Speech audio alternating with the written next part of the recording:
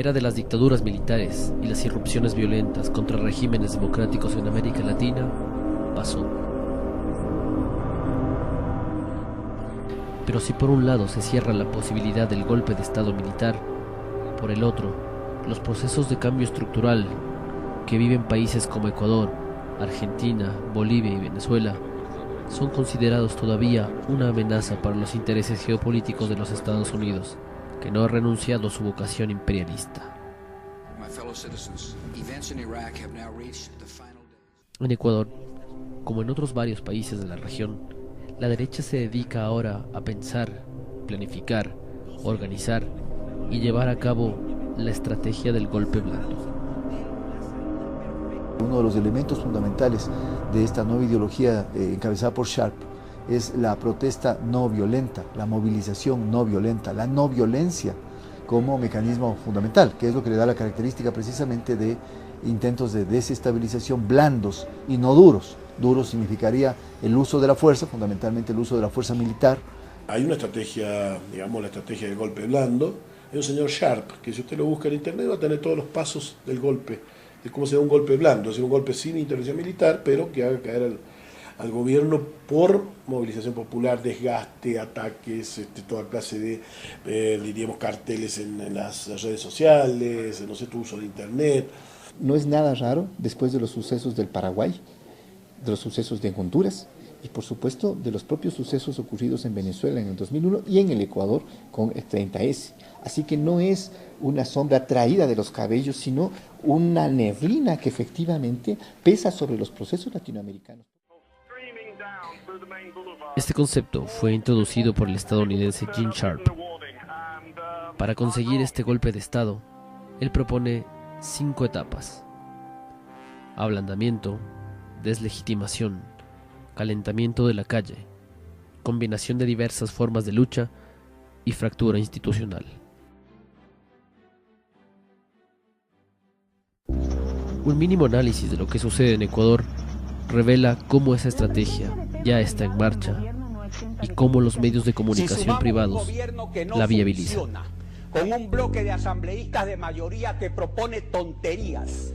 Correa, que tiene este espíritu paternalista, que cree que el pueblo es idiota, que es un rebaño de borregos, de ovejas, entonces Correa no cree eso.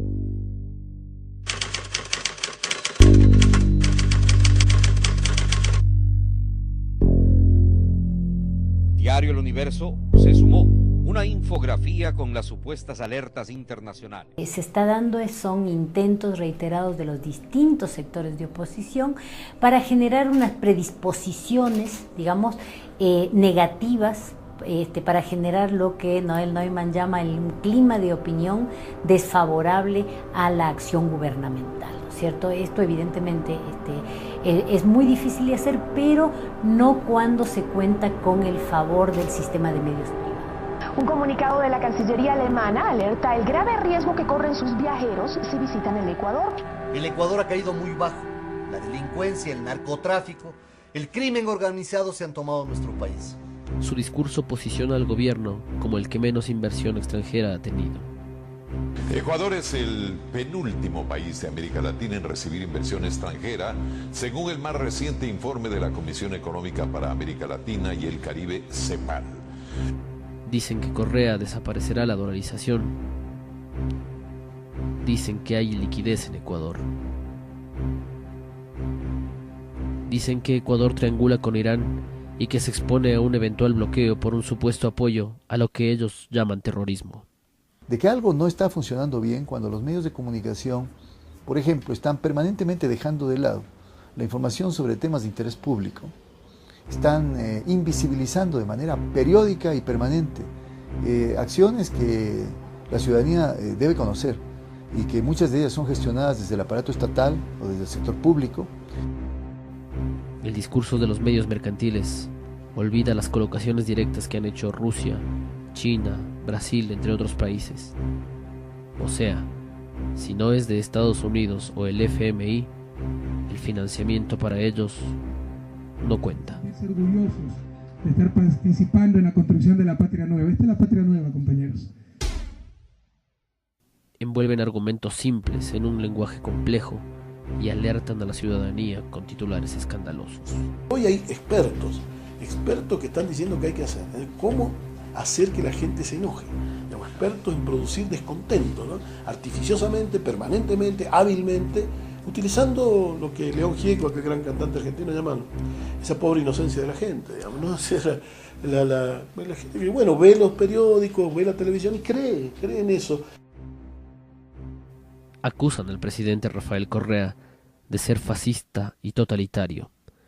Utilizan con una liviandad y con una facilidad espeluznante términos como totalitarismo. Yo desconozco si es que tienen noción de a qué se están refiriendo con un término como el de totalitarismo, términos como el de fascismo, términos como el de dictadura. A mí me parece que resulta francamente a veces irresponsable y repudiable. En el Ecuador en realidad hay una forma contemporánea de dictadura. El tema acá es que considero que el gobierno utiliza la comunicación como una práctica fascista. Tiene que precisarse que esto es un punto dentro de una política de totalitarismo, de una política fascista del gobierno de represión. El triunfo de Correa tiene un significado latinoamericano, y ese significado latinoamericano es la consolidación en el Ecuador del chavismo. Tendrá más poderes que nunca, por lo que podría agudizarse su ofensiva contra la prensa independiente.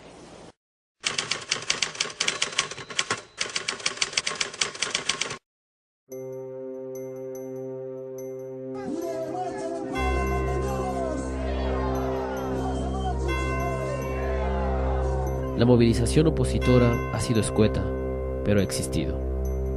Recordamos la autodenominada Marcha por el Agua y por la Vida. Hace poco movilizaron con engaños a un grupo de estudiantes del Colegio Central Técnico. Quisieron armar un caos con la colocación del monumento a León Febres Cordero en la ciudad de Guayaquil. Organizaron manifestaciones, trancas y tomas de las instituciones públicas encargadas del caso. En Guayaquil hubo incluso un intento de replicar el movimiento opositor de Venezuela, denominado Manos Blancas, financiado por la USAID. Esos intentos no prosperaron. El objetivo principal de este movimiento, en definitiva, es derrocar gobiernos populares. Los medios privados juegan un papel muy importante al momento de encontrar algo que criticar en la acción gubernamental. Se convirtió el presidente de la República en un sicario de la mentira. Por la audiencia de habeas corpus solicitada por los 10 detenidos del caso Lulucoto. Están acusados de terrorismo por supuestamente hacer explotar bombas panfletarias. La defensa asegura que son inocentes. Ahora la visión es la defensa de los derechos de los 10 muchachos de Lulucoto, ¿sí? Que independientemente de ese primer hecho que yo reconozco que pudieran haber inocencias en algunos grados, en algunos segmentos, ¿sí? El partido mediático se ha convertido ahora en el pro defensor de las libertades públicas, la libertad de expresión y de los derechos humanos, cuando sabemos que ese tratamiento es hipócrita e infame.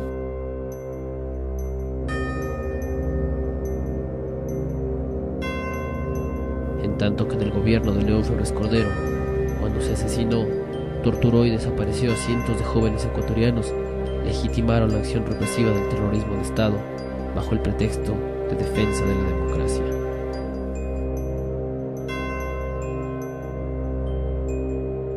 Yo jamás he mandado a dar una paliza, pero el día que se la mande a dar, no sale de ella.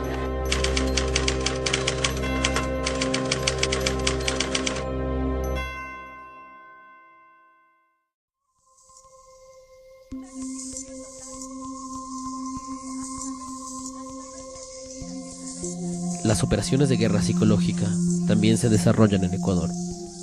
El intento desestabilizador ha sembrado rumores en la fuerza pública ecuatoriana. Por ejemplo, en 2010, una manipulación en torno a la ley de servicio público generó el momento más crítico del gobierno del Ecuador. Los sectores políticos maniobraron dentro de la policía para generar los trágicos sucesos del 30S. Esto también es parte de la estrategia desarrollada por Sharp.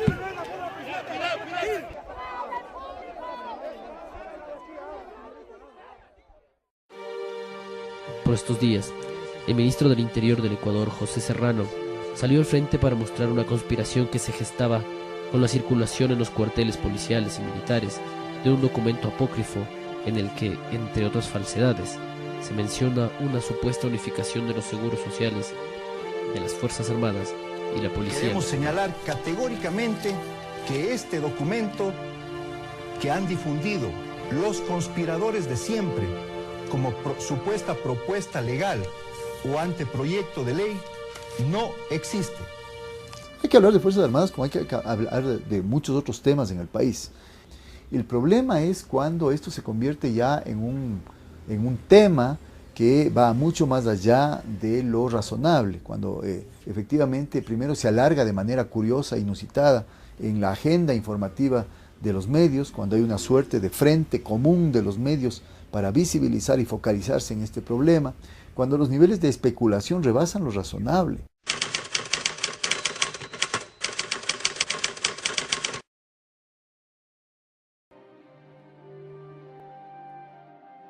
La teoría de Sharp supone que sobre la base de acciones callejeras, tomas de instituciones y pronunciamientos militares, se obligue a la renuncia del presidente.